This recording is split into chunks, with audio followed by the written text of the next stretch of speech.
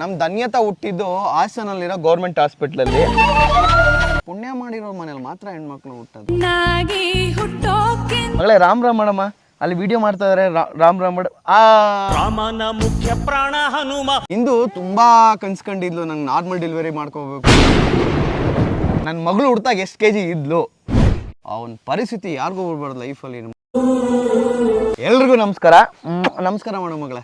So ವಿಷಯ ಏನಂತಂದರೆ, ಎಲ್ಲ ಕಡೆ ವ್ಲಾಗ್ ನಾವು ಕೂಡ ವ್ಲಾಗ್ ಸ್ಟಾರ್ಟ್ ಮಾಡ್ಬೇಕಂತ ಅಂದ್ಕೊಂಡಿದ್ವಿ. ಸ್ವಲ್ಪ ಜನ ಕೇಳ್ತಾ ಇದ್ರಿ ನೀವು ಕೂಡ ವ್ಲಾಗ್ ಮಾಡಿ ಅಂತ. ಇವತ್ತು ನಾವು ಸ್ಟಾರ್ಟ್ ಮಾಡ್ತಾ ಇದ್ದೀವಿ. ಮೊದಲನೇ ವೀಡಿಯೋ ಇದಾಗಿರುತ್ತೆ. ಮೊದಲನೇದಾಗಿ ನಾನು ಏನು ಕೇಳ್ಕೊತೀನಿ ಅಂತಂದರೆ, ದಯವಿಟ್ಟು ನನ್ನ ಚಾನಲ್ ಸಬ್ಸ್ಕ್ರೈಬ್ ಮಾಡ್ಕೊಂಡು ಒಂದು ಲೈಕ್ ಕೊಟ್ಬಿಟ್ಟು ಹಂಗೆ ಮುಂದಕ್ಕೆ ಹೋದರೆ ಇನ್ನೂ ಒಳ್ಳೊಳ್ಳೆ ವೀಡಿಯೋಸ್ ಮಾಡ್ತಾ ಇರ್ತೀವಿ. ಸೊ ಈ ವಿಡಿಯೋದಲ್ಲಿ ನಾವು ಏನು ಹೇಳಕ್ಕೆ ಹೊರಟಿದ್ದೀವಿ ಅಂತಂದರೆ, ನನ್ನ ಮಗಳು ಹಚ್ಚೋ ಅಂಥ ಸೋಪು ಶಾಂಪು ಎಲ್ಲ ಯಾವುದು ಆ್ಯಂಡ್ ನನ್ನ ಮಗಳು ಹುಡ್ತಾಗ ಎಷ್ಟು kg ಇದ್ಲು, ಹೆಣ್ಮಗು ಆಯಿತು ಅಂದಾಗ ತುಂಬ ಜನ ಖುಷಿಪಟ್ಟರು. ಯಾವ ಹಾಸ್ಪಿಟ್ಲಲ್ಲಿ ಹುಟ್ಟಿದ್ಲು, ಇದೆಲ್ಲ ತುಂಬ ಜನ ಕೇಳ್ತಾ ಇದ್ರಿ. ಇದೆಲ್ಲದಕ್ಕೂ ಇವತ್ತು ಈ ವಿಡಿಯೋದಲ್ಲಿ ನಾವು ಉತ್ತರ ಕೊಡ್ತಾ ಇದ್ದೀವಿ. ಸೊ ವಿಡಿಯೋ ನೀವು ಕೊನೆವರೆಗೂ ನೋಡ್ರೆ ನಿಮಗೆ ಆನ್ಸರ್ ಸಿಗುತ್ತೆ. ಡರ್ಮೋಡಿಯೋ ಕ್ರೀಮ್, ಇದೇ ಕ್ರೀಮ್ನ ನನ್ನ ಮಗಳು ಅಪ್ಲೈ ಮಾಡೋದು ತಳವ ಅಲ್ಲೇನಾ? ಸರಿ ಹೇಳ್ತಾ ಹೋಗು. ಮಾತಾಡು. ಸೊ ತುಂಬ ಜನ ನನಗೂ ಕೂಡ DM ಮಾಡ್ತಿದ್ರಿ, ನಿಮ್ಮ ಪಾಪುಗೆ ಯಾವ ಕ್ರೀಮ್ ಯೂಸ್ ಮಾಡ್ತೀರಾ, ಯಾವ ಲೋಷನ್ ಯೂಸ್ ಮಾಡ್ತೀರಾ, ಯಾವ ಶಾಂಪು ಯೂಸ್ ಮಾಡ್ತೀರಾ ಆ್ಯಂಡ್ ಯಾವ ಪೌಡರ್ ಯೂಸ್ ಮಾಡ್ತೀರಾ, ನಿಮ್ಮ ಪಾಪು ಹುಡ್ತಾಗ ಎಷ್ಟು kg ಇದ್ಲು, ನಿಮ್ಮ ಪಾಪು ಕಲರ್ ಚೇಂಜ್ ಆಗಲಿಲ್ವಾ, ಎಲ್ಲ ಆಗುತ್ತೆ ಅದು ಎತ್ಕೋದು. ಸೊ ಇವಾಗ ನಾನು ಫಸ್ಟ್ ಹೇಳ್ತಾ ಹೋಗ್ತೀನಿ. ನಮ್ಮ ಧನ್ಯತಾ ಹುಟ್ಟಿದ್ದು ಹಾಸನಲ್ಲಿರೋ ಗೌರ್ಮೆಂಟ್ ಹಾಸ್ಪಿಟ್ಲಲ್ಲಿ. ಅಲ್ಲೇ ನಮ್ಮ ಮಗಳೇ ಹಿಮ್ಸ್ ಹಾಸ್ಪಿಟಲಲ್ಲಿ. ಹಿಮ್ಸ್ ಹಾಸ್ಪಿಟ್ಲಲ್ಲಿ ಹುಟ್ಟಿದ್ಲು. ಇವಳು ಹುಡ್ತಾಗ ಒಂದು 3 kg 300 ಗ್ರಾಮ್ ಇದ್ಲು. ಅಕ್ಟೋಬರ್ 21ನೇ ತಾರೀಕು ಬೆಳಗ್ಗೆ 5 ಗಂಟೆಗೆ ಹುಟ್ಟಿದ್ಯವಳು. ಅಲ್ಲೇನೋ 5 ಗಂಟೆ 46 ನಿಮಿಷಕ್ಕೆ ಇವಳು ಹುಡ್ತಾಳೆ. ಸೊ ಹುಡ್ತಾಗ ನಿಂದು ಯಾವ ಥರ ಡೆಲಿವರಿ ಆಗಿದೆ ಹೇಳು. ಇಂದು ತುಂಬ ಕನ್ಸ್ಕೊಂಡಿದ್ಲು ನಂಗೆ ನಾರ್ಮಲ್ ಡೆಲಿವರಿ ಮಾಡ್ಕೋಬೇಕು, ನಾರ್ಮಲ್ ಡೆಲಿವರಿ ಆಗಬೇಕು ಅಂತ. ಬಟ್ ಅವಳು ಬ್ಯಾಡ್ ಟೈಮ್ ಆಗಲಿಲ್ಲ, ನಾರ್ಮಲ್ ಡೆಲಿವರಿ ಆಗಲಿಲ್ಲ. ಸೊ ತುಂಬ ವೆಯ್ಟ್ ಮಾಡಿದ್ಲು, ಒಂದು 10 hours ವೆಯ್ಟ್ ಮಾಡಿದ್ಲು ಅನ್ಸುತ್ತಲ್ಲ. 10 hours ವೆಯ್ಟ್ ಮಾಡಿದ್ಲು. ಅವಳಿಗೆ ಏನು ಹೆರಿಗೆ ನಾವು ಬಂದ ಮೇಲೆ 10 hours ವೆಯ್ಟ್ ಮಾಡಿದ್ರು ಆಗಲಿಲ್ಲ. ಏನು ಕಿರಿಸ್ತಾ ಇದ್ದಾಳೆ ಹಾಸ್ಪಿಟ್ಲೆಲ್ಲ ಫುಲ್ಲು. ಅಪ್ಪ ಅದನ್ನು ಅವನ ಪರಿಸ್ಥಿತಿ ಯಾರಿಗೂ ಬಿಡ್ಬಾರ್ದು ಲೈಫಲ್ಲಿ. ನಮ್ಮ ಕೈಲಂತೂ ನೋಡೋಕ್ಕಾಗ್ತಾಯಿಲ್ಲ.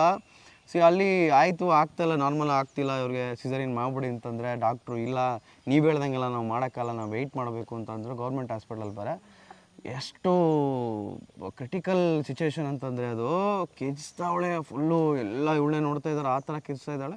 ಫೈನಲಿ ನಾರ್ಮಲ್ ಆಗಲ್ಲ ಅಂತ ಹೇಳ್ಬಿಟ್ಟು ಸಿಸರಿನ್ ಮಾಡಿದ್ಲು. ಬೆಳಗ್ಗೆ ಹುಟ್ಟಾದ್ಮೇಲೆ ನನ್ನ ಮಗಳು ನಾನೇ ಫಸ್ಟ್ ಎತ್ಕೊಂಡಿದ್ದೀವಳನ್ನ. 3 kg 300 ಗ್ರಾಮ್ ಇದ್ಲು. ಇವಾಗ ಇವಳಿಗೆ 8 ಕಂಪ್ಲೀಟಾಗಿ 9 ರನ್ನಿಂಗು. ಎಷ್ಟು kg ಇದೆ ಮಗಳೇ? ಒಂದು 7.5 kg ಇರ್ತಾಳೆ. ಸುಮಾರು ಜನ ಕೇಳ್ತಿರ್ತಾರೆ ನಿಮ್ಮ ಮಗಳು ಸಣ್ಣ ಇದ್ದಾಳೆ ಅಲ್ವಾ ಅಂತ.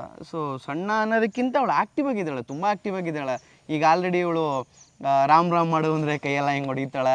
ಒಂದೊಂದು ಸಲ ಮಾತ್ರ ನಮಸ್ಕಾರ ಮಾಡು ಅಂದರೆ ಹಿಂಗೆ ಅಂತಾಳೆ, ಕೆಲವೊಂದು ಮಾಡ್ತಾಳೆ. ಮಗಳೇ ರಾಮ್ ಮಾಡಮ್ಮ, ಅಲ್ಲಿ ವಿಡಿಯೋ ಮಾಡ್ತಾ ಇದ್ದಾರೆ. ರಾಮ್ ಮಾಡು. ನೋಡಿ ರಾಮ್ ಮಾಡ್ತಾಳೆ. ಸೊ 8 ತುಂಬಿದೆ ಈಗ ಅಷ್ಟೇ ಇವಳಿಗೆ. ಮೊನ್ನೆ ತಿರುಪತಿಗೆ ಹೋಗ್ಬಿಟ್ಟು ಬೊಡ ಮಾಡಿಸ್ಕೊಂಡು ಬಂದ್ವಿ. ಸೊ ಇವಳಿಗೆ ಯಾವ್ಯಾವ್ದು ಕ್ರೀಮ್ ಅಪ್ಲೈ ಮಾಡ್ತಾರೆ ಅದೆಲ್ಲ ಇಂದು ಹೇಳ್ತಾಳೆ. ಈಗ ಹೇಳುವ. ಎಸ್, ನಾವು ಪಾಪು ಫೇಸಿಗೆ ಡರ್ಮೋಡಿಯೋ ಕ್ರೀಮ್ನ ಯೂಸ್ ಮಾಡ್ತೀವಿ ಆ್ಯಂಡ್ ಪೌಡರ್ನ ಸೆಬಾಮೆಡ್ ಪೌಡರ್ನ ಯೂಸ್ ಮಾಡೋದು. ಆ್ಯಂಡ್ ಇವಾಗ ಬೋಡ ಮಾಡಿಸಿದ್ದಾಳೆ. ಮುಂಚೆ ನಾವು ಸೆಬಾಮೆಡ್ ಶಾಂಪೂನೇ ಯೂಸ್ ಮಾಡ್ತಿದ್ದೋ. ಮಾಮೂಲಿ ಆಯಿಲ್ ಎಲ್ಲ ನಾವು ಹರಳೆಣ್ಣೆನೇ ಹಚ್ತಿದ್ದು ಪಾಪುಗೆ.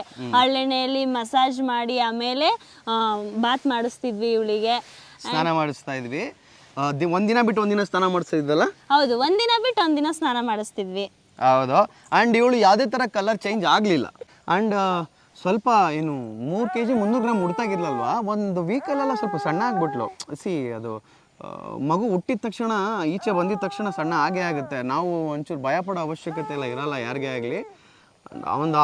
ಪ್ರತಿಯೊಬ್ಬ ಮನುಷ್ಯನೂ ಒಂದ್ಸಲ ಮನುಷ್ಯನಾಗಿ ಹುಟ್ಟಿದ್ಮೇಲೆ ಆ ಒಂದು ಸಿಚುವೇಶನ್ನ ಫೇಸ್ ಮಾಡಬೇಕು. ಸೀರಿಯಸ್ಲಿ ಆ ಸಂಬಂಧಗಳ ವ್ಯಾಲ್ಯೂ ಗೊತ್ತಾಗುತ್ತೆ ನಿಮಗೆ. ನಿಮಗೂ ಒಂದು ಮಗು ಹುಟ್ಟಿತು ಅಂದಾಗ ಸಂಬಂಧಗಳ ವ್ಯಾಲ್ಯೂ ಗೊತ್ತಾಗುತ್ತೆ. ಯಾರ್ಯಾರಿಗೆಲ್ಲ ಪಾಪು ಆಗ್ತಾಯಿದೆ ಎಲ್ರಿಗೂ ಒಳ್ಳೆಯದಾಗಲಿ, ಅದನ್ನು ಹೇಳೋಕ್ಕೆ ಇಷ್ಟಪಡ್ತೀನಿ ನಾನು. ಆಮೇಲೆ ಇನ್ನೊಂದು ಹೇಳೋದು ಮರೆತೆ, ಅಕ್ಟೋಬರ್ 21ನೇ ತಾರೀಕು ನನ್ನ ಮಗಳು ಹುಟ್ಟಿದ್ಲು. ಓಕೆ, ಸುಮಾರು ಜನಕ್ಕೆ ಕಾಲ್ ಮಾಡಿ ಹೆಣ್ಮಗು ಆಯಿತು ಅಂದಾಗ ತುಂಬ ಜನ ಖುಷಿಪಟ್ಟರು. ಒಂದಿಷ್ಟು ಜನ ಹೆಣ್ಮಗುನ ಅಂತ ಒಂಚೂರು ಎಲ್ಲ ಬೇಸರದಲ್ಲಿ ಕೇಳಿದ್ರು. ಅವ್ರ ತಾಯಿ ಕೂಡ ಒಂದು ಹೆಣ್ಣೆ ಅಲ್ವಾ, ಅಕ್ಕ ತಂಗಿ ಎಲ್ಲರೂ ಹೆಣ್ಣೆ ಅಲ್ವಾ, ಹೆಂಡ್ತಿನ ಹೆಣ್ಣೆ ಅಲ್ವಾ. ಹೆಣ್ಣಿಲ್ಲ ಅಂತಂದರೆ ಪ್ರಪಂಚದಲ್ಲಿ ಏನೇನೂ ಇಲ್ಲ. ಆ್ಯಂಡ್ ಇನ್ನೊಂದೇನಂತಂದರೆ, ನಾನು ಇಂದು ತುಂಬ ಕನ್ಸ್ಕೊಂಡಿದ್ದು ಏನಂತ ಹೆಣ್ಮಗು ಬೇಕು. ನಮ್ಗೆ ಹೆಣ್ಮಗು ಬೇಕಂತ ತುಂಬಾ ಕನ್ಸ್ಕೊಂಡಿದ್ವಿ. ಬಹುಶಃ ಗಂಡು ಮಗು ಹುಟ್ಟಿದ್ರೆ ನಾನು ಅಷ್ಟು ಖುಷಿಯಾಗಿರ್ತಾ ಇರಲಿಲ್ಲ. ಹೆಣ್ಮಗು ಹುಟ್ಟಿದ್ದಕ್ಕೆ ಫುಲ್ ಖುಷಿಯಾಗಿದ್ದೀನಿ. ಸೊ ಹೆಣ್ಮಗು ಆಗಿದೆ ಅಂತ ಯಾರಾದರೂ ಬೇಜಾರು ಮಾಡ್ಕೊಂಡಿದ್ರೆ ದಯವಿಟ್ಟು ಅದೊಂದು ಆಚೆ ಬನ್ನಿ. ನಿಮ್ಮಷ್ಟು ಪುಣ್ಯವಂತರು ಯಾರೂ ಇಲ್ಲ. ಹೆಣ್ಮಗು ಹುಟ್ಟಬೇಕಂತಂದ್ರೆ ಪುಣ್ಯ ಮಾಡಿರಬೇಕು. ಎಲ್ಲರೂ ಮನೇಲೂ ಹೆಣ್ಮಕ್ಳು ಹುಟ್ಟಲ್ಲ ರೀ, ಪುಣ್ಯ ಮಾಡಿರೋ ಮನೇಲಿ ಮಾತ್ರ ಹೆಣ್ಮಕ್ಳು ಹುಟ್ಟೋದು. ಖಂಡಿತ ಅಲ್ಲ ನಮ್ಮ ಮಗಳೇ. ಸೊ ಆ ವಿಚಾರಕ್ಕೆ ಯಾರೂ ಬೇಜಾರಾಗಬೇಡಿ. ನನಗೆ ಭಾಳ ಒಂಥರ ಖುಷಿ ಇದೆ. ನನಗೆ ಖುಷಿ ಅಂತ ಹೇಳ್ಕೊಳಕ್ಕೆ ಆಗ್ತಿಲ್ಲ ಆ್ಯಕ್ಚುಲಿ. ಅವತ್ತು ನನಗೆ ಬೆಳಗ್ಗೆ ಡಾಕ್ಟ್ರು ಬಂದ್ಬಿಟ್ಟು ಏನು ಮಗು ಅಂತ ಕೇಳಿದಾಗ ನೋಡಿ ಅಂತಾರೆ. ಸೊ ಆ ಕ್ಷಣ ಹೇಳ್ಕೊಳಕ್ಕಾಗಲ್ಲ ಬಿಡಿ.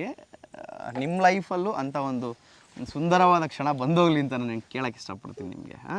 ಸೊ ನನ್ನ ಮೊದಲನೇ ವಿಡಿಯೋ ಕತೆ ಇದಾಗಿತ್ತು ನಿಮ್ಮ ಜೊತೆ. ಸಬ್ಸ್ಕ್ರೈಬ್ ಮಾಡಿ. ಆ್ಯಂಡ್ ಮುಂದಿನ ವಿಡಿಯೋದಲ್ಲಿ ನನ್ನ ಮಗಳು ಏನೇನೆಲ್ಲ ತಿಂತಾ ಇದ್ದಾಳೆ, ನೀವುಗಳು ಏನು ತಿನ್ನಿಸ್ಬೇಕು. ನಾವು ಡಾಕ್ಟ್ರಲ್ಲ, ನಾವು ಏನು ಮಾಡಿದ್ವಿ ಅದನ್ನು ನಾವು ನಿಮ್ಮೊಟ್ಟಿಗೆ ಹೇಳ್ಕೊಬೋದು.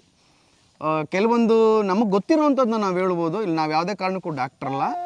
ನನ್ನ ಮಗಳು ಏನು ಮಾಡಿದ್ದಾಳೆ ಅದು ನಾವು ಹೇಳೋಕೆ ಇಷ್ಟಪಡ್ತೀನಿ ನಿಮ್ಮೊಟ್ಟಿಗೆ. ಅಲ್ಲ ನಮ್ಮ ಮಗಳ. ಸೊ ಹೇಳಲ್ಲಿ ಸಬ್ಸ್ಕ್ರೈಬ್ ಮಾಡಿ ಅಂತ ಹೇಳಲ್ಲಿ ಸಬ್ಸ್ಕ್ರೈಬ್ ಮಾಡಿ ನಮ್ಮ ಚಾನಲ್ನ. Thank you so much. ಯಾರೆಲ್ಲ ವೀಡಿಯೋ ನೋಡಿದ್ರಿ ಎಲ್ರಿಗೂ ಒಳ್ಳೇದಾಗಲಿ, ನಿಮಗೂ ಒಳ್ಳೇದಾಗಲಿ, ನಮಗೂ ಒಳ್ಳೇದಾಗಲಿ. ಒಂದು ಲೈಕು, ಒಂದು ಕಮೆಂಟು, ಒಂದು ಶೇರು, ಒಂದು ಸಬ್ಸ್ಕ್ರೈಬ್ನ ಮರಿಬೇಡಿ. ಮುಂದಿನ ವೀಡಿಯೋದಲ್ಲಿ ಮತ್ತೆ ಸಿಗೋಣ. All the best. ಬಾಯ್.